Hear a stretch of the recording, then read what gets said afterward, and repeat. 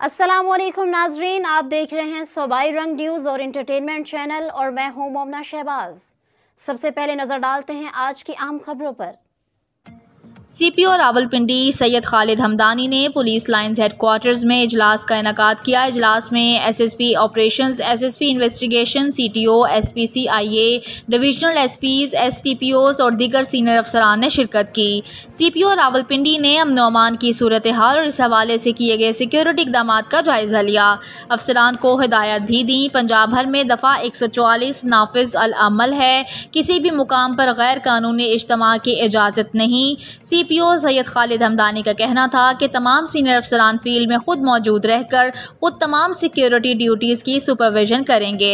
अमन अमान का क़याम अव्वलीन तरजीह है। अमन अमान में खलल डालने वालों से आहनी हाथों से निपटा जाएगा। गैर कानूनी इज्तिमा या रैली में शिरकत या इसकी तरगीब देने वालों के खिलाफ कानूनी कार्रवाई को यकीनी बनाया जाएगा।